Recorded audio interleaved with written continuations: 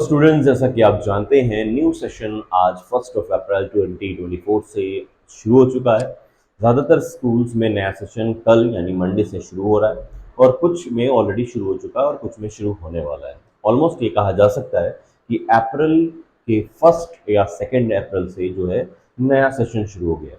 तो नया सेशन शुरू होने से नई जिम्मेदारियां आपकी बढ़ जाती हैं। नई जिम्मेदारियां बढ़ने से नया सिलेबस होगा, नई क्लास की नई बुक्स होगी।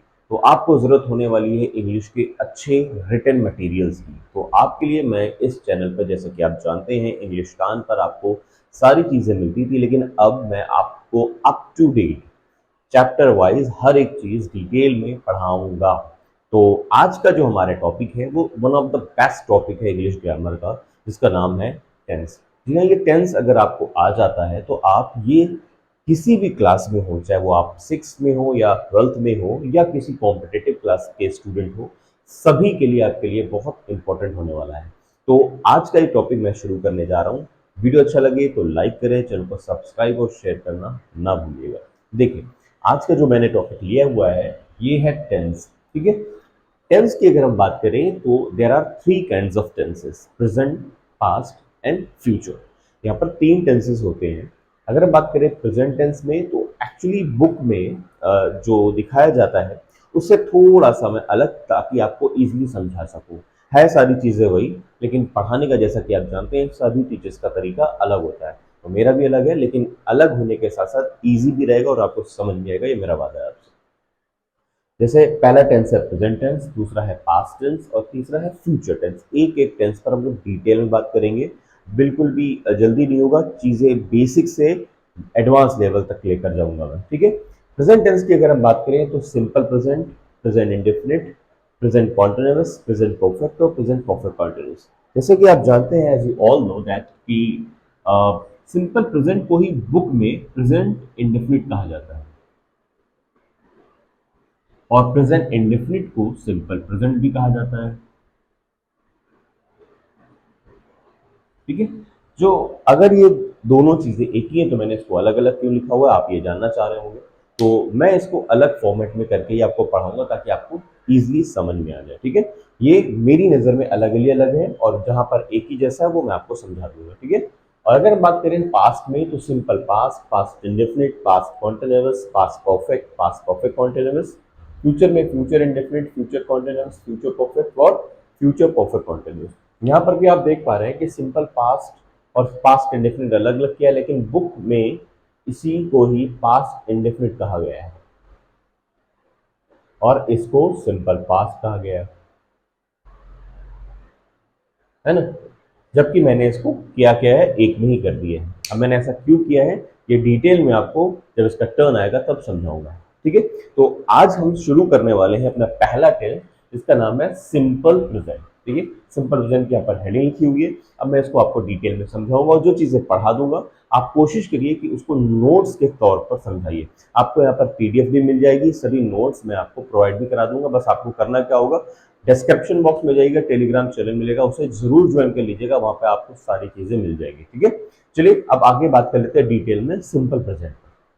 कि आपने देखा कि मैंने आपको सभी तरह के टेंसेस का एक डेमो दिया, जिसमें से अब एक एक टेंस की बारी है आपको डिटेल में समझाने की। वो जो टेंस आपने सीखे वैसे तो 12 होते हैं, लेकिन जो मैं आपको सिखाऊंगा उसमें करीब 14 टेंसेस होंगे, लगभग 14 टेंसेस होंगे। ठीक है, जिसमें से जो 2 एक्स्ट्रा बढ़ रहे हैं वो है सिंपल। वो क्या सिंपल कैसा है वो मैंने अभी आपको इंट्रो में बताया है, बाकी डिटेल में भी अब आपको और जानना है। जैसे कि सबसे पहला वही आ रहा है जिसका नाम है सिंपल प्रेजेंट। अच्छा, सिंपल प्रेजेंट मान लीजिए कि अगर आपको समझना हो इसको हिंदी में कैसे समझेंगे, तो इसकी हिंदी जानिए क्या निकलती है।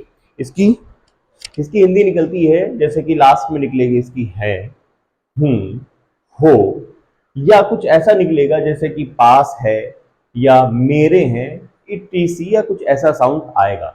अब इसकी हिंदी के साथ मैं आपको एक सेंटेंस जरूर बना के दिखाऊंगा, लेकिन उससे पहले मैं आपको ये समझाना चाहता हूं कि अगर आप टेंसेस पढ़ रहे हैं तो बेहतर है कि आप उसके सेंटेंसेस के फॉर्मेट को भी समझें, क्योंकि जब आप सेंटेंसेस के फॉर्मेट को समझते हैं तब आपको ये सारी चीजें आसानी से और समझ में आ सकती हैं, ऐसा मेरा मानना है। ठीक है, तो अब मैं आपको समझाने जा रहा हूं कि सेंटेंसेस, किसी एक टेंस को अगर फ्रेम करना है तो उसमें सेंटेंसेस का कितना बड़ा रोल होता है। जैसे टाइप्स ऑफ सेंटेंसेस की बात करें तो वैसे जो मेजर पार्ट होते हैं वो होते हैं तीन, अफर्मेटिव, नेगेटिव और इंट्रोगेटिव। ठीक है, ये बहुत इंपॉर्टेंट सेक्शन है। देखिए, अगर किसी को इंग्लिश में कुछ भी आगे चलकर करना है तो उसको अपने आप में एक सेंटेंस फ्रेम करना आना होगा, और सेंटेंस फ्रेम करना तभी आता है जब आपको सेंटेंस के टाइप समझ में आते होंगे और उसका स्ट्रक्चर समझ में आता होगा। तो पहली प्रायोरिटी मेरी यही है कि मैं आपको सबके टाइप समझाऊं और उसके स्ट्रक्चर को भी समझाऊं कि सबसे पहले क्या आता है, उसके बाद में क्या आता है। तो जैसे भी मैंने आपको कहा कि अगर हम टाइप्स ऑफ सेंटेंसेस की बात करें तो उसमें अलग अलग मेजर तीन होते हैं, टोटल मिला के 6 होते हैं। उससे पहले भी मैं आपको समझाना चाहूंगा कि सिंपल प्रेजेंट अगर आप समझ रहे हैं, पढ़ना चाह रहे हैं, जिसकी हिंदी मैंने यहाँ पे आपको बताई हुई है, तो वो डिवाइडेड है टू पार्ट्स में, जिसमें एक सेक्शन में आप देखेंगे कि इज, एम, आर आएगा, और दूसरे सेक्शन में आप देखेंगे हैज, हैव आएगा। अगर किसी को डिटेल नहीं पता है तो वो यहाँ पर डाउट में होगा, और वो कहेगा कि सर इज, एम, आर तो प्रेजेंट कॉन्टिन्यूअस में आता है और हैज, हैव तो प्रेजेंट परफेक्ट में आता है। जी हाँ, बिल्कुल आप सही कह रहे हैं, लेकिन कंडीशन सिर्फ इतनी ही नहीं है, कंडीशन इसकी आगे की भी है, जिसमें मेन वर्ब भी इंक्लूड होती है। तब वहां पर समझ में आता है कि प्रेजेंट परफेक्ट है या सिंपल प्रेजेंट है, प्रेजेंट कॉन्टिन्यूअस है या सिंपल प्रेजेंट है। अब हम बात करेंगे यहाँ पर सबसे पहले इज, एम, आर को लेकर। तो इज, एम, आर को लेकर बात करें तो सेंटेंसेस के थ्रू अगर हम समझे, जैसा कि मैंने अभी बताया आपको, 3 मेजर पार्ट्स होते हैं, जिसमें से अफर्मेटिव, नेगेटिव और इंट्रोगेटिव है।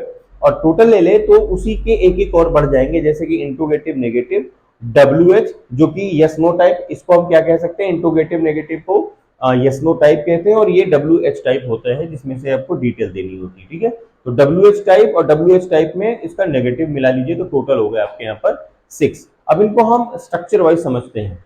अगर हम बात करें अफर्मेटिव सेंटेंसेस की, तो अफर्मेटिव सेंटेंसेस का स्ट्रक्चर कैसा होता है, सबसे पहले सब्जेक्ट आएगा, कोई भी सब्जेक्ट हो। अच्छा, ये सब्जेक्ट का टॉपिक अलग है, जिसमें से नाउन प्रोनाउन आपके सब्जेक्ट मेजर हो सकते हैं, तो उसी में से कोई सब्जेक्ट आ सकता है। फिर आपको इज, एम, आर आता है। इज, एम, आर में क्या है, 3 HV है, इज, एम और आर, तो कंडीशन के साथ आती है। इज आता है सिंगुलर के साथ, एम आता है आई के साथ, और आर आता है प्लूरल के साथ। अगर ये बात आपको नहीं पता है तो इसको आप यहाँ पर लिख लीजिए। जैसे मैंने बताया कि जो सब्जेक्ट होते हैं प्यारे सब बच्चों, वो होते हैं दो, है ना। वो कितने होते हैं, दो होते हैं। एक होता है सिंगुलर सब्जेक्ट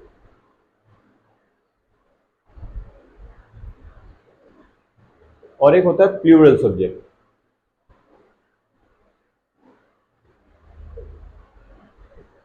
अगर आप सिंगुलर सब्जेक्ट की बात करेंगे तो सिंगुलर सब्जेक्ट में आपको क्या मिलेगा, इज मिलने वाला है, और प्लूरल सब्जेक्ट के साथ आपको आर मिलने वाला है, और आई सब्जेक्ट की तरह काम करेगा तो आपको वहां पर एम देखने को मिलेगा। ठीक है, अगर आपको सिंगुलर सब्जेक्ट क्लियर ना हो रहा हो तो सिंगुलर सब्जेक्ट में ऐसे समझिए कि जैसे कि ही हो गया, शी हो गया, इट हो गया, ये सब क्या हो गए, सिंगुलर सब्जेक्ट हो गए। प्लूरल सब्जेक्ट में जैसे कि वी हो गया, दे हो गया, यू हो गया, है ना, ये सब हो गया आपके प्लूरल सब्जेक्ट, और आई के साथ यहाँ एम आ गया। ठीक, अब बात करेंगे यहाँ पर हम अफर्मेटिव स्ट्रक्चर की। तो अफर्मेटिव स्ट्रक्चर देखिए क्या है, is, am, are plus noun या एडजेक्टिव आता है। ठीक है, इस किसके साथ, एम किसके साथ, आर किसके साथ, ये मैंने आपको समझाया है अभी। उसके बाद आप देखिए इसका नेगेटिव सब्जेक्ट क्या होगा, सब्जेक्ट, क्योंकि ये एचवी है, हेल्पिंग वर्ब, तो मैंने यहाँ एचवी लिख दिया। उसके बाद आएगा नॉट, नॉट लिख देंगे। उसके बाद आप नाउन या एडजेक्टिव में से कोई एक आएगा। ध्यान रहे यहाँ पर मेन वर्ब देखिए नहीं है, बस यही फर्क होता है किसी सिंपल प्रेजेंट में और प्रेजेंट कॉन्टिन्यूअस में। अभी जब मैं इसका एग्जांपल दूंगा तब चीजें और क्लियर हो जाएंगी। ठीक है, अगर हम इंट्रोगेटिव बात करें तो एचवी, फिर सब्जेक्ट, फिर नाउन या एडजेक्टिव। अच्छा, ये जो स्ट्रक्चर आप देख पा रहे हैं अपने बोर्ड पर, ये सभी के लिए कॉमन होता है, कोई भी डिफरेंस नहीं होगा। सिर्फ डिफरेंस इतना होगा कि जो जैसा टेंस होगा उसकी हेल्पिंग वर्ब यानी कि एचवी वो अलग होगी, बस बाकी सब कॉमन रहने वाले हैं। जैसे यहाँ पर एचवी जो आप देख पा रहे हैं वो है इज, एम, आर, इस वजह से यहाँ पर एचवी यही कॉमन उतरेगी। यही टेंस अगर बदल जाएगा तो एचवी बदल जाएगी, बाकी सब्जेक्ट की प्लेस वैल्यू, नॉट की प्लेस वैल्यू, बाकी सब ऐसे ही रहती है। अब बात करेंगे इंट्रोगेटिव नेगेटिव की। इंट्रोगेटिव नेगेटिव में क्या होगा, एचवी पहले आ जाएगी, फिर सब्जेक्ट आ जाएगा, फिर नॉट, फिर उसके बाद नाउन। उसी तरह अगर मान लीजिए मैंने अभी इंट्रोगेटिव सेंटेंस ना बताया तो समझ लीजिए एचवी पहले आ जाएगी, फिर सब्जेक्ट, फिर नाउन या एडजेक्टिव। अब बात करेंगे पांचवें टाइप की, जो WH है। तो WH फैमिली होती है बहुत सारी, जिसमें W से रिलेटेड वाले W आ जाते हैं। जैसे कि अगर यहाँ पर आप समझना चाहें, अगर आपको WH नहीं समझ में आता है तो यहाँ लिख लीजिए डब्ल्यू एच फैमिली में डब्ल्यू से रिलेट कौन करता है? What, who, why, when, whom, whose, what, where, ये सब डब्ल्यू के फैमिली हैं। अगर एच की फैमिली की बात करें तो हाउ, हाउ मच और हाउ मेनी, ये सब हो गई आपकी एच की फैमिली। ठीक है, तो ये डब्ल्यू की फैमिली और ये हो गई आपकी एच की फैमिली। ठीक, अब हम बात करेंगे डब्ल्यू एच में। तो डब्ल्यू एच के साथ एक कॉन्सेप्ट याद रखिएगा कि डब्ल्यू एच के बाद हमेशा एच वी जरूर आती है। ठीक है, तो एच वी कौन सी आ रही है यहाँ पर? हम चूंकि सिंपल प्रेजेंट के अंदर हैं और फिलहाल हमने इज एम आर लिया हुआ है, तो इज एम आर बार बार आ रहा है। इज एम आर का कंडीशन यहाँ पे लिखा हुआ है, कब इज आना है, कब आर आना है, कब एम आना है। ठीक है, तो इस तरह आप देख पा रहे हैं। उसके बाद एच वी के बाद सब्जेक्ट, फिर नॉट और फिर उसके बाद नाउन या एडजेक्टिव यहाँ पर आएगा। अगर आप नोट्स बना रहे हैं, जो कि बहुत इंपॉर्टेंट है, अगर नोट्स बनाकर आप पढ़ते हैं तो बहुत इजी हो जाएगा आपके लिए, ताकि समझना, क्योंकि कुछ दिनों के बाद अगर आपको कोई डाउट रहता है, notes will help you. Okay, so just please I allow you to note it down, then you can make notes by yourself, then I will move ahead. इसको एक बार नोट कर लीजिए, उसके बाद मैं आगे बढ़ता हूँ। ठीक है, तो आप वीडियो पॉज कर लीजिए, नोट कर लीजिए, उसके बाद आगे की बात करते हैं। ठीक है, चलिए आगे बढ़ देते हैं। इस पर एक एक एग्जाम्पल की, उसके बाद आगे की बात करेंगे। जैसे कि अभी तक आपने अगर पढ़ा होगा तो नोट्स के साथ पढ़ रहे होंगे तो बहुत है, क्योंकि देखिए मैं वीडियो को पॉज कर रहा हूँ, मिटा रहा हूँ, क्योंकि सारी चीजें एक बार में ऐड नहीं हो सकती। ये लाइव क्लासेस चलेंगी तब हो, और लाइव क्लासेस के लिए आप जानते हुए उसका क्राइटेरिया ये है कि 1000 सब्सक्राइबर होने चाहिए, तभी लाइव क्लासेस हो पाएंगी। तो 1000 सब्सक्राइबर अभी नहीं है, इसलिए आप सपोर्ट करिए ताकि जल्दी से जल्दी 1000 सब्सक्राइबर हो जाए, उसके बाद मैं लाइव आ पाऊँ, तो मुझे मिटाना नहीं पड़ेगा। ठीक है, इसलिए नोट्स बनाइए प्लीज, बहुत जरूरी है।